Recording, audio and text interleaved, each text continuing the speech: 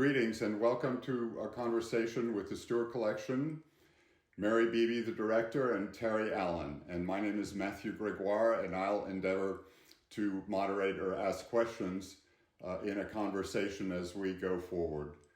Since the 1960s, Terry has worked as a visual and performing artist. He's known to music aficionados as a composer and exceptional musician, and has worked with the likes of Jimmy Dale Gilmore, Dave Alvin, Joe Ely, David Byrne, and many others.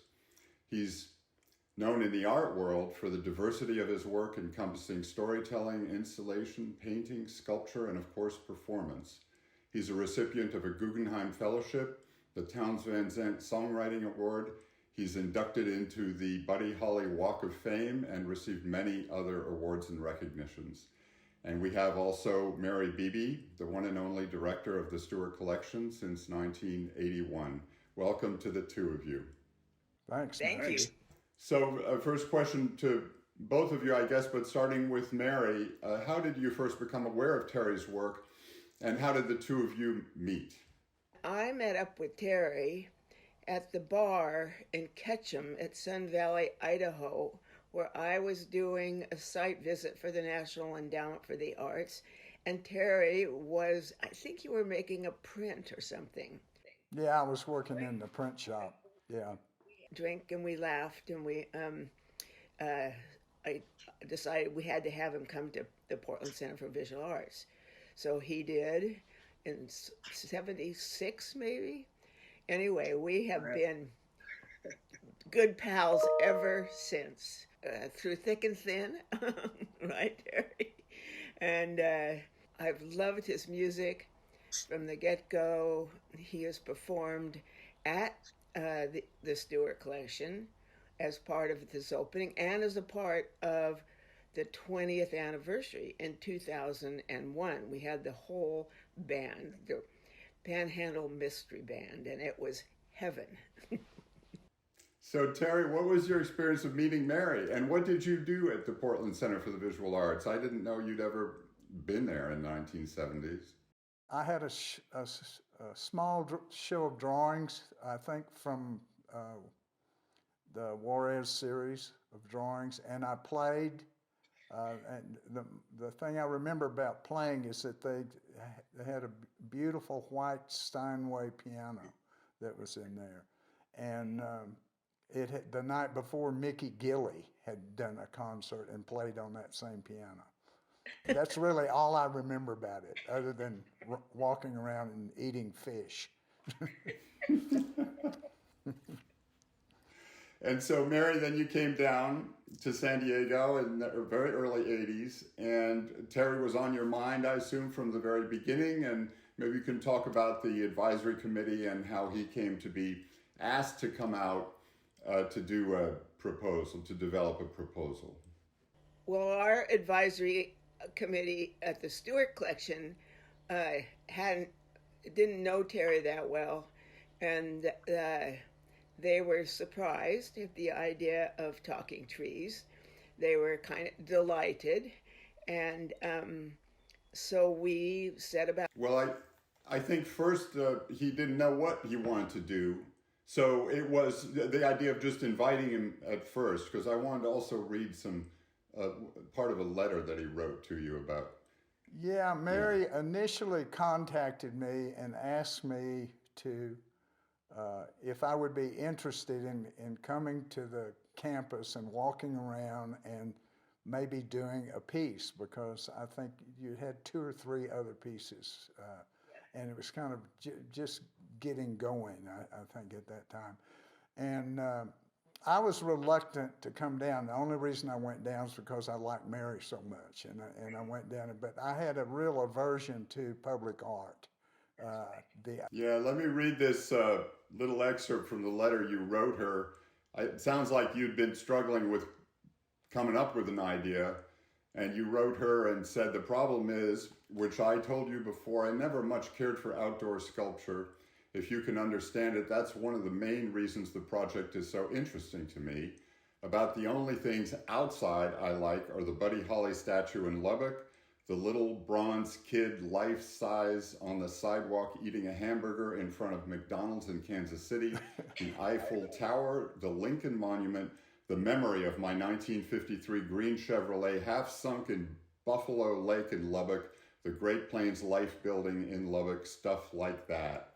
Maybe you could just talk about what you liked about all those things and also what you disliked about public sculpture. Yeah, I think I was speaking from just, a massive body of ignorance at the time that I was, when I said that. But I really, at the time, my idea of outdoor sculpture was kind of plop art.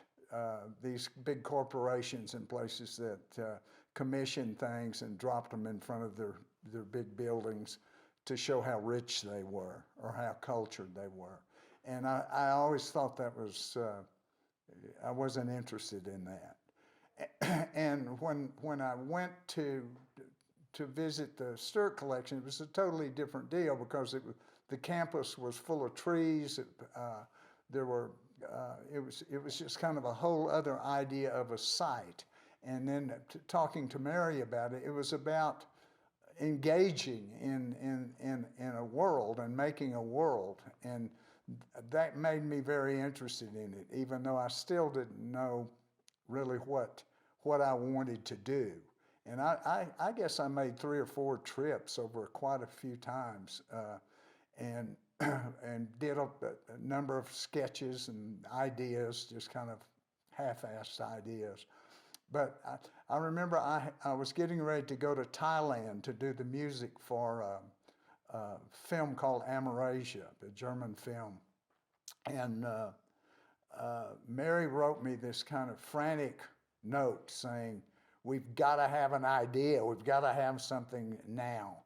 And I had been thinking about the trees, and I just said, well, I'll just put a speaker in one of these trees and cover it with sheet lead, because I'd been getting interested. I've been very interested in working with lead, and that's what I'm going to propose. And so I sent this drawing to Mary, and that was really my proposal drawing. I sent several other ideas that I had too. Then it became real. When I got back from Thailand, we started talking. I came back down, and then we really started talking about what, just all of the ramifications of what this kind of a piece would be. And I got interested in the idea of inviting people, musicians that I knew, writers that I knew, to maybe make a song or make a poem or make something for the tree, and something that people, they would like people to hear coming out of a tree. And and it kind of evolved that way. And then Matthew, you and I had a lot of discussions just about just the nuts and bolts of putting lead on a tree, a eucalyptus tree. Do you cut one down? I didn't really want to cut one down, and it turned out that the university was cutting a bunch down, I guess, to build a building. And so I selected, by that time I wanted to do two trees, one with music and then one with like poetry or writing. And then we decided, well, let's do a third tree that's like a silent tree. Then we came against the world, the vast world of codes, of what we could do and couldn't do.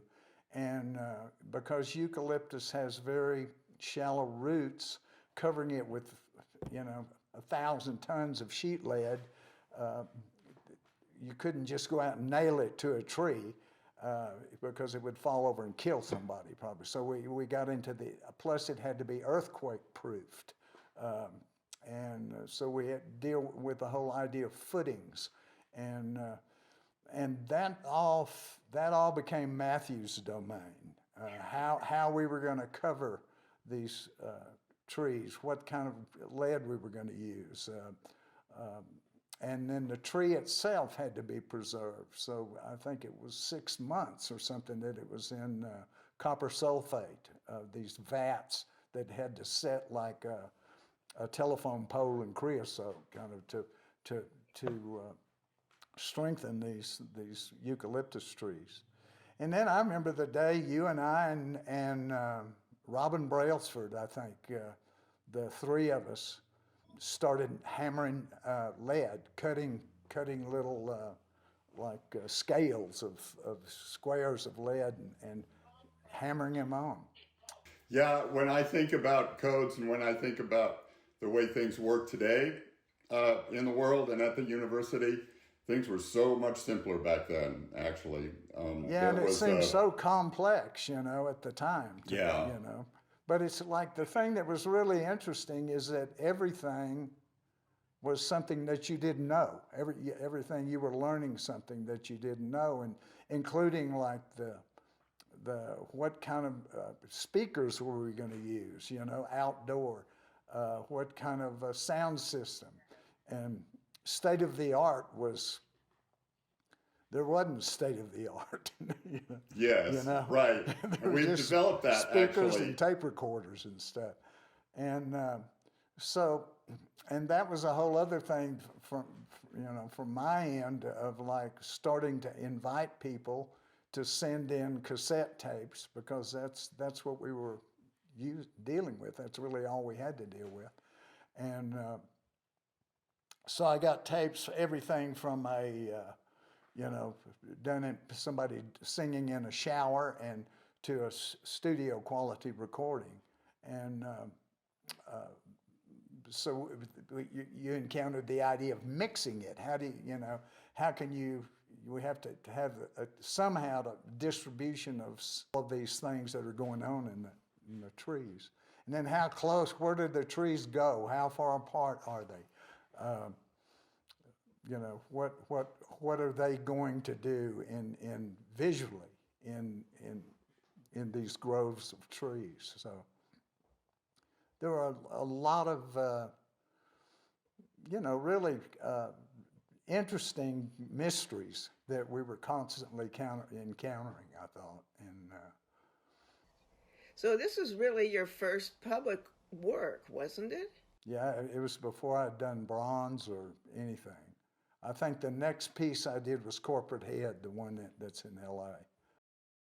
When you talked about that Chivy, I actually made that Chivy and just did a piece called Road Angel, where I cast the 1953 Chivy, and it has a sound system with music playing, and it's at Laguna Gloria in Austin.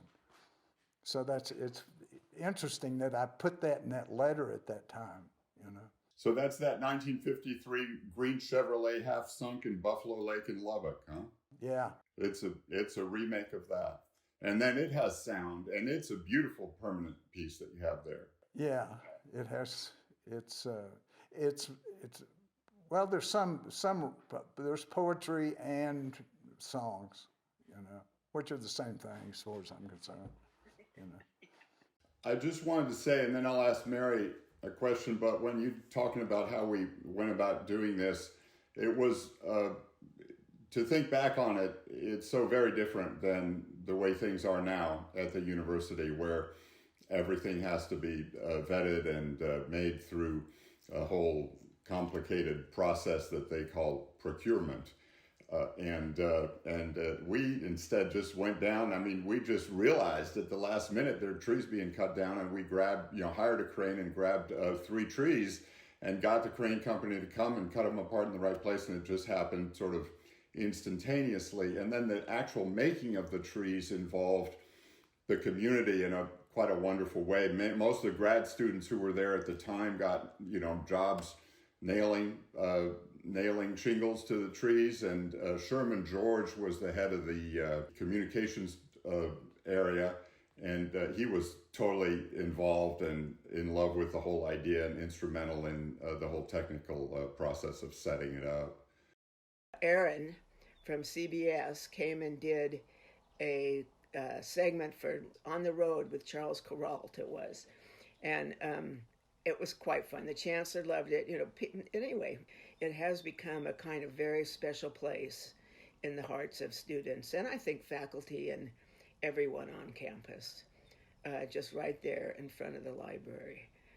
Yeah, it's a place where people go, and everybody knows what they're talking about when they say the silent tree. And it's a natural gathering place for protests as well as memorials. And it's been a very moving experience to be at some of those. I was there for when those murders happened in Sri Lanka, and the whole Sri Lankan community gathered there, and Elizabeth Simmons was there, and it just sort of escapes your hand in a way. A piece like this, Terry, it seems like you set it up. First of all, the whole soundtrack of it, which is now many hours, especially with the silences in between. I think we've got 12 hours worth of sound in both the poetry and the music tree. It's all by others, and it has been curated and sort of expanded over the years. You came back, and you and Jane and Mary and others sat down, Charles Curtis, and acted as a kind of jury for the submissions for new works. And I find when I cross the campus, sometimes at night or something, going to and from a class, I'm suddenly surprised by this. It's just kind of wonderful the way it's completely embedded itself in the fabric of the campus. And the kids in the nearby daycare center, which I think has moved, but they call it the Enchanted Forest. And little kids come and like to dance around the trees. We should say that we did have Obama's first inaugural speech on the Poems and Stories tree. Of course, it was very long, and we decided to switch that out for him singing Amazing Grace at the church in Alabama or Georgia or wherever it was, which is incredibly moving. So there's all kinds of variety, and we change it around. Every once in a while, a faculty member will ask me if students can make things for the trees, and we say sure, for a week or so, for some cause or another. Yeah. One thing about the silent tree, when we initially placed it, it never set right to me as the other two. The other two seemed to fall right in place, but the silent tree was, and we called it the silent tree because it was in front of the library. And at one point I said, well, maybe we should just have a tape that plays. It just goes shh, shh periodically.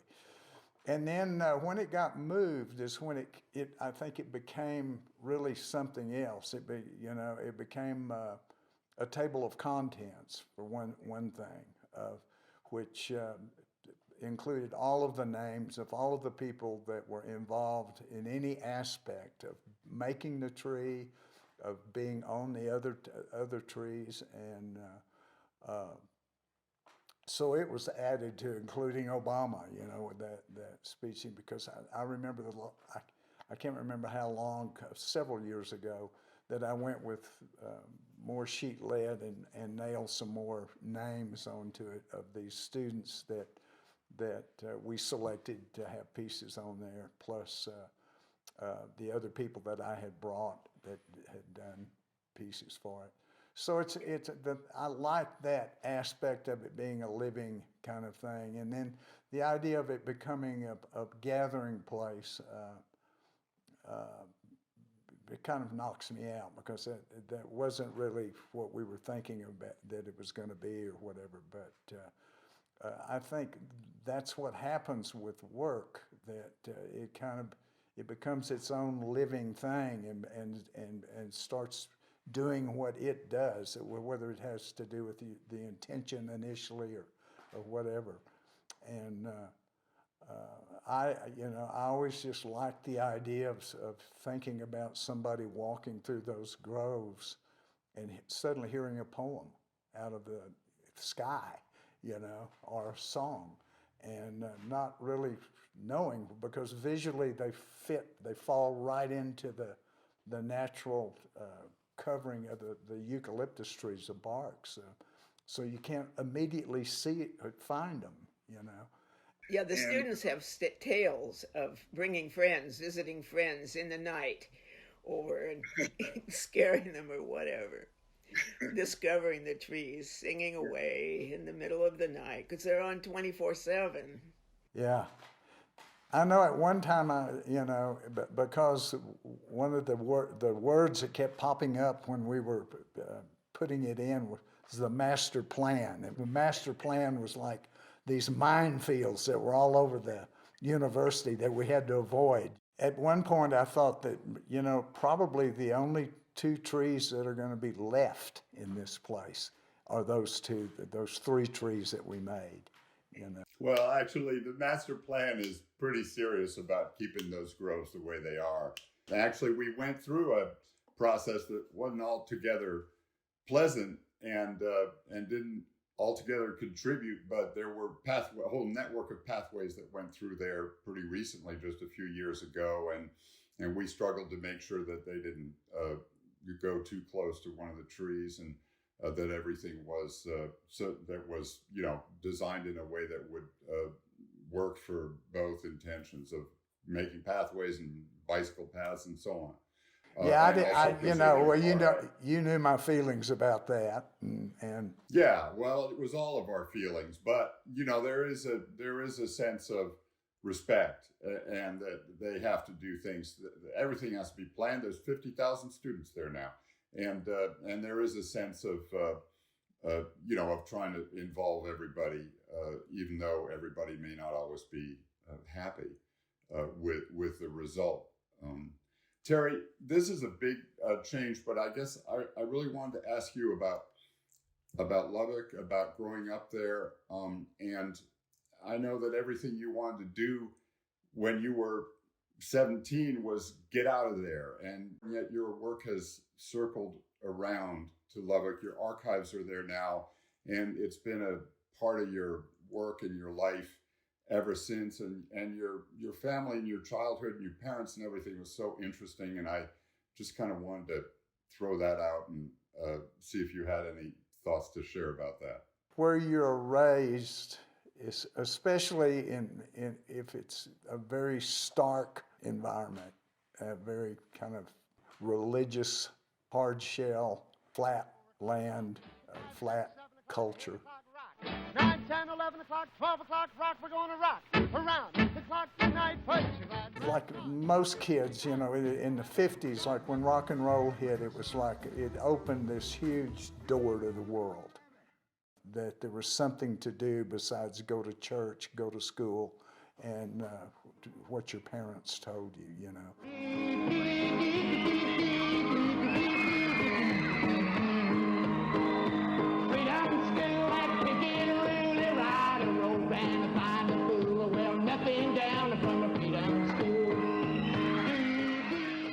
It opened up all of these possibilities, and I kind of scapegoated the town and growing up there, really to get out of there, to force myself into the world, and went to California. And but Joe Harvey's folks were there, still had some friends there, but we constantly went back over periods of time,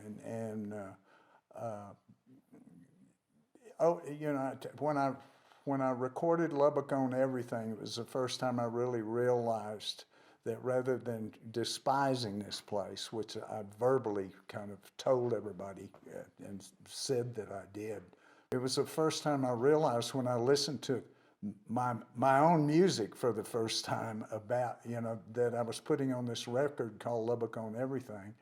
It was the first time I really realized I loved this place, and that it was indelibly marked inside of me. And it kind of turned everything around as far as thinking that you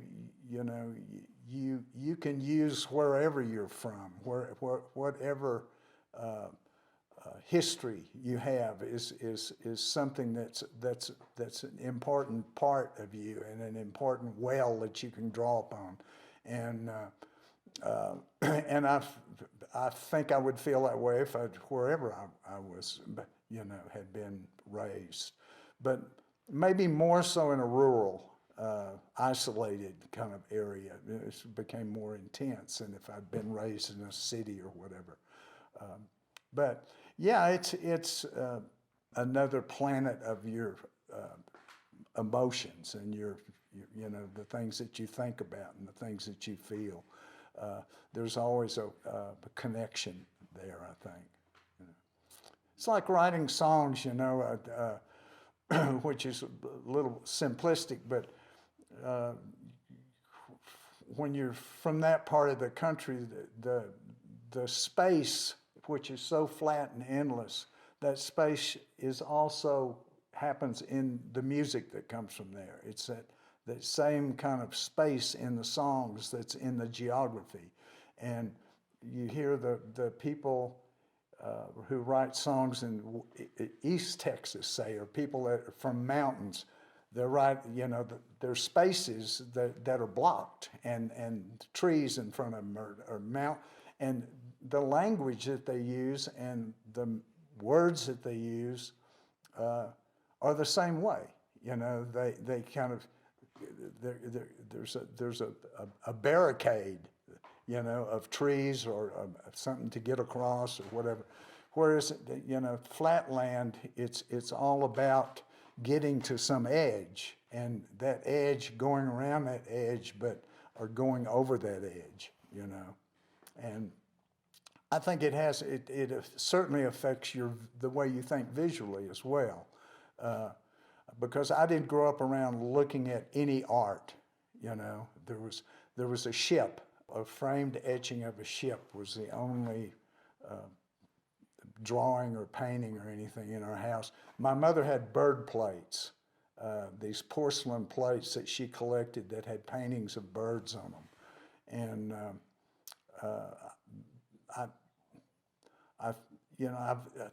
I've always used birds as images in my work, and that's the only thing I can equate with it. The only connection I can make is that those bird plates, I grew up seeing these images, And the ship, I still have on my studio wall in here. I don't know how that happens as much as I know that it's just always a part of you, that land that you come from and that space that you come from. And trees have always interested me. Because there were none. Because I never saw any. Well, I just think of the titles of your recent albums, and they all talk about sort of vast spaces. You've got Bottom of the World and your recent album, Just Like Moby-Dick, and all of that seems to speak to these endless and vast spaces that are uninterrupted. It's a different way of looking at something, because rather than looking at what's right in front of you, you look past it. You look to some edge or horizon or something behind it, and it's just a different way of looking, I think, and you find that fairly prevalent among people that come from that part of the country. I know most of my mother's side of the family were all tattooed, very heavily tattooed. They were all Navy and Merchant Marine people, and sailors, and every one of them, when they enlisted or whatever, they never thought about joining the Army or the Marines or anything. They joined the Navy. And that was very common in that part of the country during World War I and World War II. The bulk of people that enlisted in the Navy, and I always thought it was just because of that horizon, was that there was something comfortable about the ocean and that ocean of dirt that you grew up on, So there's always been a kind of an aquatic edge to that flatness, that I've always been interested in, And I've never had any desire to be a sailor or get on a sailboat or do any of that. It's just the idea of it, the sense of it that I think is so completely mysterious, you know. And your mom played the piano. She was the first woman expelled from SMU, Southern Methodist University in Dallas, in the 20s. And she was expelled for playing in Deep Ellum, playing jazz. But worse, even worse than playing the devil's music, she was playing it with a black band. And she was like 19 years old, playing with, you know, had a regular gig that she was trying to keep quiet, but they found out that she, I remember her telling me, you know, when they called her in front of or she went before the dean to be expelled, you know, and told that, you know, it was unspeakable what she was doing. And she said, well, you know, how did you find me? How did you know I was doing it, you know? And because obviously they'd been going to those clubs and things too, you know. But she, when she got thrown out, she went to Fort Worth and she enrolled in beauty school, and so she could have a day job, and then had a band that she worked at night. And when she got the band and got her little diploma from beauty school, when she got the band to moved to California and played, you know, little combos all up and down California, all kind of before World War II. And your dad? He was a professional baseball player. He was like 60 when I was born, so he played baseball in the majors in 1910, you know. He was born in 1886 and ran away from home because he didn't want to be a farmer, which my grandfather, he grew up on a farm, and ran off to play ball. They were trained. My mother, you know, played all over music-wise. My dad played ball all over, and they met in Amarillo in 1941,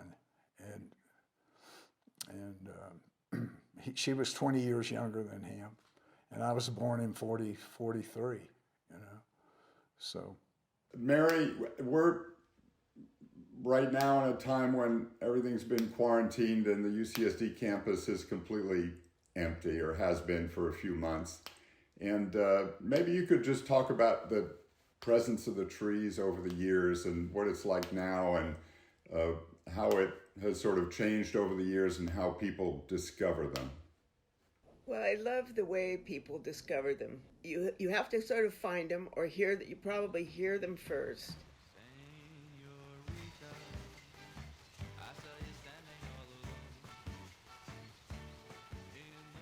The color of the lead is that gray, which is also the color of the eucalyptus.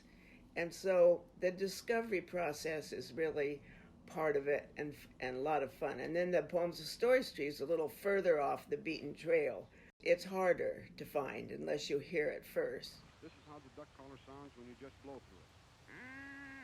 This is how the caller sounds when the air is delivered through the caller by controlled pressure from your stomach muscles, as demonstrated by the basic call of the hen mallard. And then, of course, the silent tree is there, but right in front of the library. But I was there at one point and doing something, telling people about the tree, and some kids went by and said, "Is this new? This tree new?" I said, "No, it's been." I said, "How long have you been students?" "I don't know, a couple of years." And I said, you've never noticed this tree?" It was kind of amazing. Anyway, so it's there, but obviously students coming and going don't always see it, which I think is great. But the other thing is, now, you know, with the campus virtually empty, the trees are carrying on. There are their voices coming out at you as you wander around. So art is alive on campus, and that feels so great. I mean, it really does, to have it be a grim time and but poems and stories and music are singing out at you and coming at you strong and forever. So I think I get quite emotional about that. I think it's really, really wonderful part of the Stuart Collection. It adds a whole nother feeling, I think, to the campus that is kind of remarkable, especially in these times. Yeah, I think just the surprise factor of walking through that collection, you know, you just constantly coming upon something that's so either strange or beautiful or both or what you know, and what a gift that is, you know, for people that are not expecting it, you know. And I think even people that know about the collection or whatever and go there to see, I know the last time I think I was there was when Mickey and Jeannie Klein were there and some other people from Santa Fe, and we were walking around. And they were totally enchanted by the whole idea of kind of stumbling upon something that you weren't expecting, you know, in a university setting. So it's very unique in that sense, I think, you know. Yeah, and the idea that something doesn't necessarily need to be explained, you know, something can remain mysterious, and in a lot of ways that's where the art is. That the students are always wanting things to be explained, and universities are inevitably places where things are just relentlessly rational, and it seems like the Stuart Collection brings in this kind of inexplicable thing that is very important to include.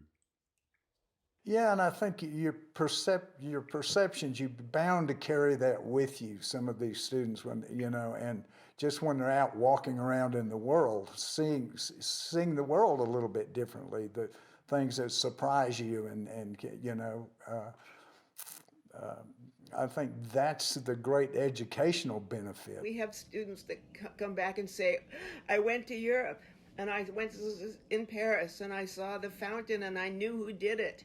And that's Nikki's Stravinsky fountain, what she did with Tingley in front of the Beaubourg in Paris.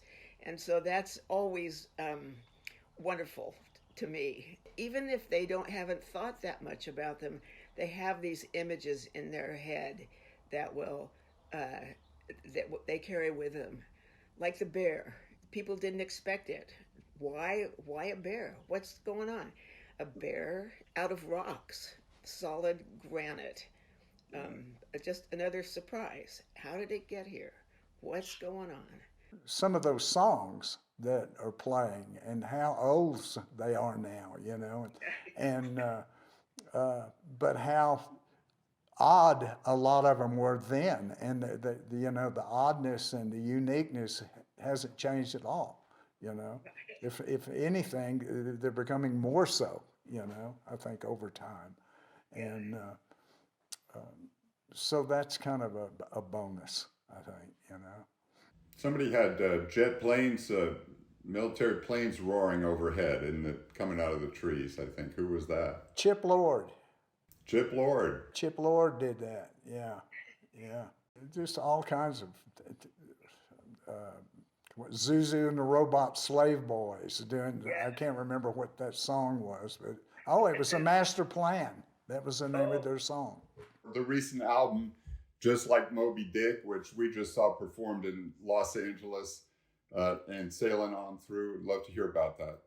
It's a kind of clutch of songs I've been working on the last couple of years, and but also some of them are co-written. We had this great opportunity to go to Marfa, Texas, and Tim Crowley, who owns a hotel there and has a theater there, asked to come and do. He you know, we had a big anniversary celebration there, and Tim wanted us to do it every year, because, you know, and we said, no way we're going to do it, you know, we're never going to do it again, you know. And he said, well, come back and do something. And so we said, well, why don't we just invite a bunch of songwriters and come, because haven't really ever done that before. Just a bunch of musicians and songwriters, and work for a week and see what happens. And it was just one of those very fertile thing, you know, that you can't plan. We did the songwriting thing in July, went back the following December, and I brought all of my new songs, and we just tried to work up the songs, my songs plus the songs that I'd kind of co-written with everybody before. And then my record company was very excited about it, and so it was just released last, I guess, January, end of January. The record is pretty cold-blooded as far as a lot of the images and a lot of the circumstances and a lot of the dying and war and, you know, angst, whatever. But I think Sailing On Through kind of sums it up, and it seems to be a good song too for kind of right now with all of the stuff that's going on with the virus, but also the protesting and whatever. But it's really about getting through it, and I kind of think the whole album's really about just getting through it, whatever obstacles you kind of crash into along the way and knock you down or whatever. Maybe life's just a cliff you gotta climb. Go hang by the skin of your teeth. You can fall anytime. So better break out the bottle. I'll bring on the glass. We'll fill it up with the good stuff, 'cause nothing's gonna last. Just go sailing on through, sailing on through, sailing on through.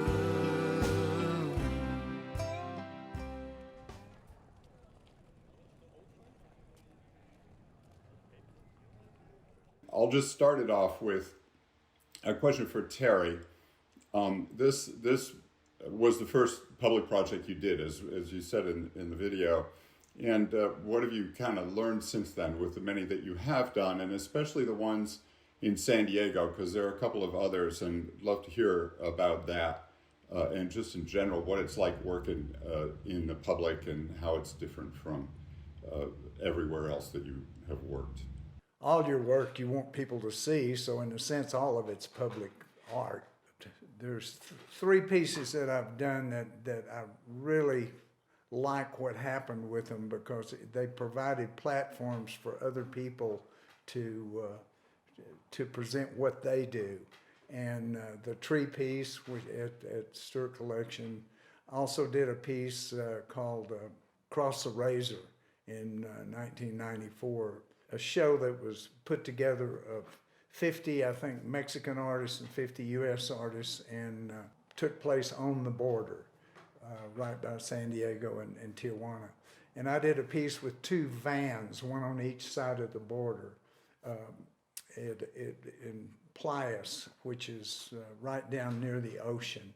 I went with Mary to lunch down around Rosarito Beach, I think.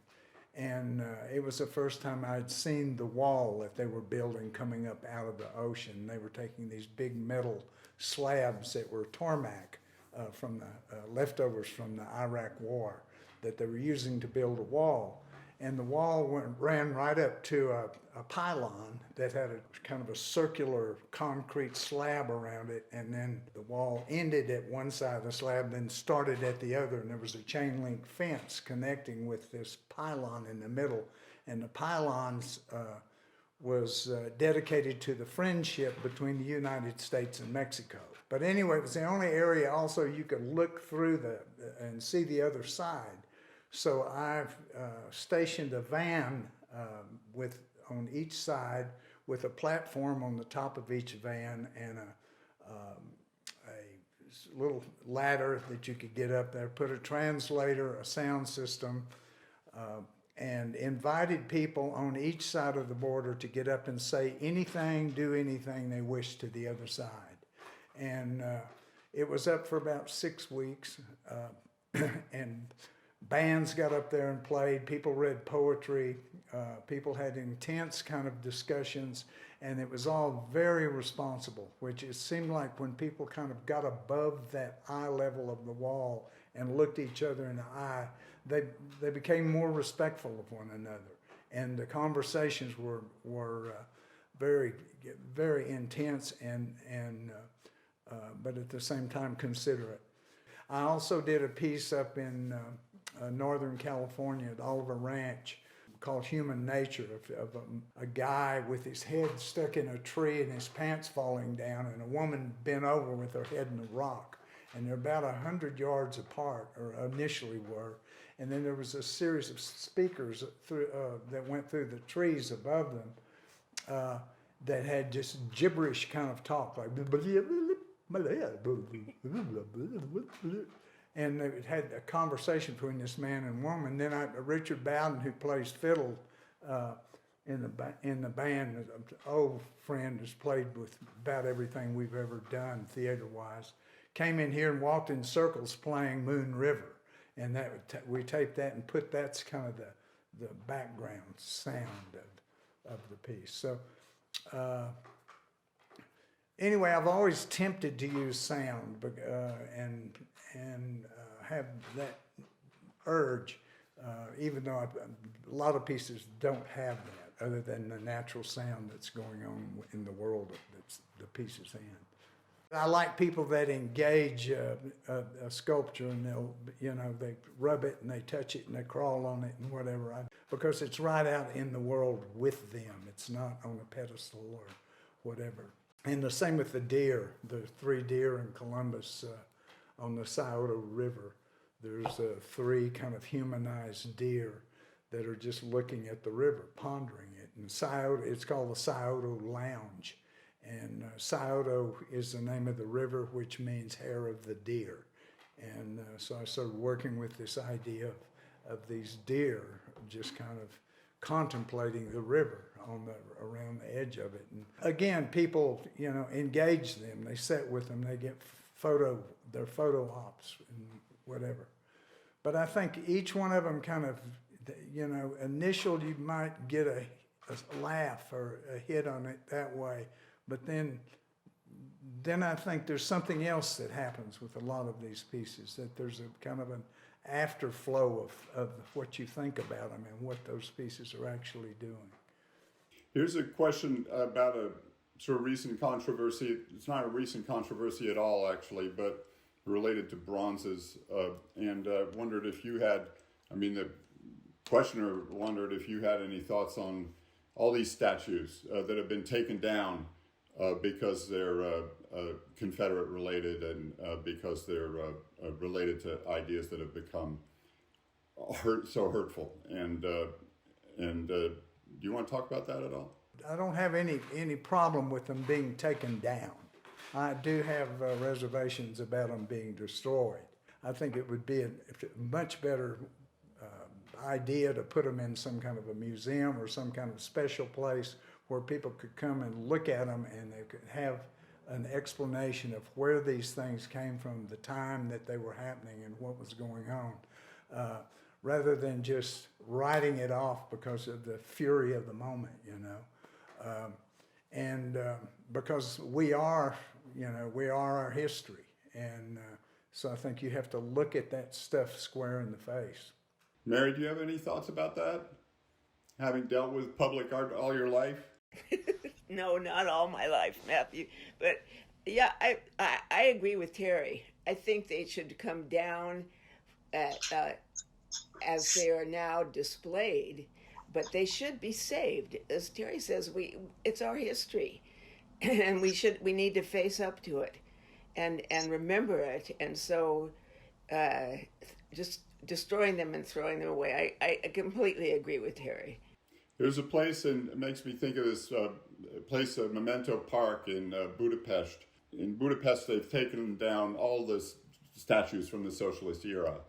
And they just did them all. They just took them all away, and they've put them all in this park, and you can go there and visit. And there's something artificial about it. There's something that's sort of feels wrong about it, because they were just completely uprooted, and it is a huge part of the history. But yeah, it's basically what you're both talking about.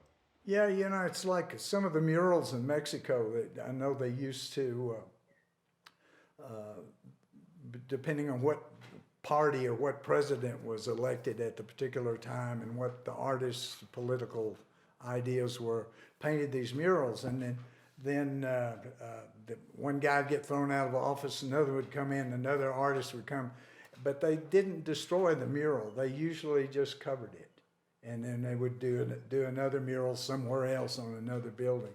But there was always just that respect for the idea of a time and a place, and then another party would come back in and they would pull a thing down and put another one up, But I think it needs to be saved. We need to save those things that we are.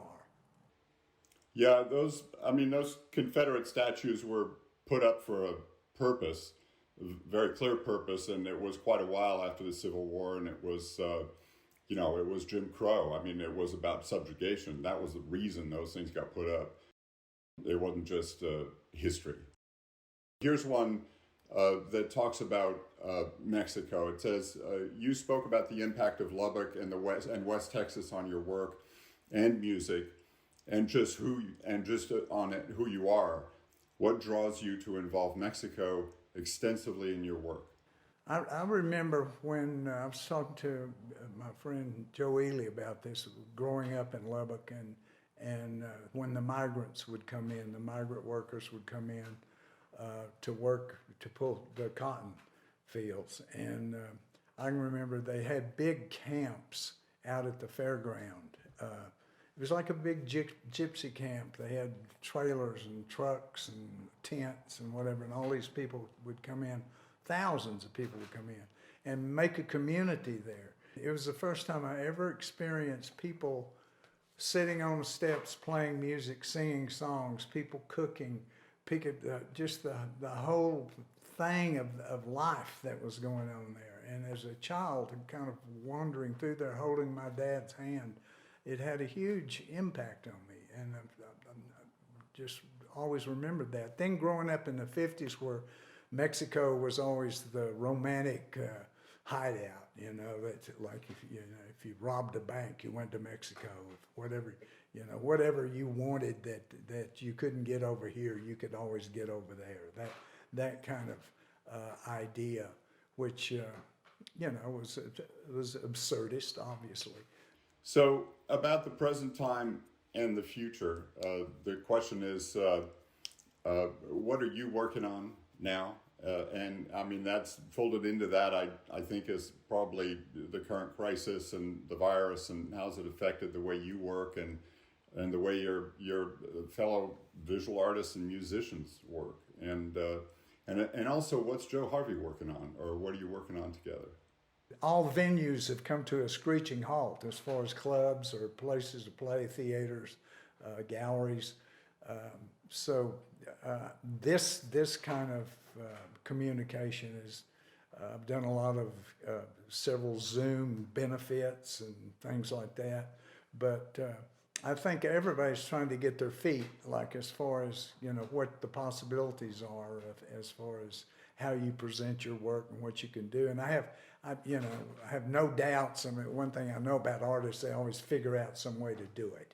They figure out some way to show their work, or people to hear their work or perform their work. I'm lucky. I'm very lucky because, we did another trip to Marfa last December and wrote a bunch of new songs. And so I've been talking about how maybe we could record those like this in different studios in different parts of the country where people are shut in.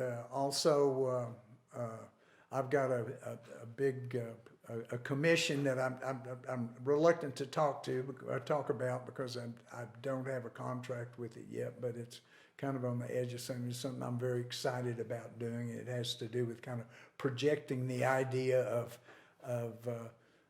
what religion, what the nature of religion, especially Christianity, will be 2,000 years from now. So that's opened up a lot of ways to think about a lot of different things that have to do with religious iconography and whatever. Jo Harvey's been working on a book called Neighbors and Old Men, where she's writing, she's been thinking about all the neighbors she's had from the time she was a little girl, and then these kind of inserts of stories of these old men she's crossed tracks with, besides me. These old men that she's met in different parts of the world and different places. So she's excited about working on that. I think all of us are, Buck and Bale are very productive. Everybody's just trying to take it, take it to a point you can figure out what's going on and then do something with it, One of the fun things about the Stuart Collection is that each project has completely different demands and requirements and stuff. So it's always a new adventure. Yes. Like you were talking about figuring out how to deal with footings and everything else. Well, we do that too with each new project. And that's a lot of the fun. It's the discovery process. And thank the Lord, Mathieu is so good at that. Mary, you want to just in about a half a minute talk about any upcoming things like Terry was talking about in his work, or you want to talk about upcoming projects for the Stuart Collection? Well, we're actively working on 2 new projects. One is in the process of developing a proposal. The other one is Ann Hamilton, who has submitted a proposal and it's been approved, and it has to do with a very large pathway, 26 feet wide, that comes from the new trolley system that's going to come through the campus, and it comes from that station into the interior of the campus, and we're very excited about that. We have a new book that's just out. It covers all of the Stuart Collection works. I think it's a real learning tool, as well as for me, a great pleasure. Thank you both for being here. And all right. Okay. It's storms in the Gulf, fires on the plains. Half the world is screwed, the other half's insane. So better break out the bottle and bring on the glass. Fill it up with the good stuff, 'cause everything must pass.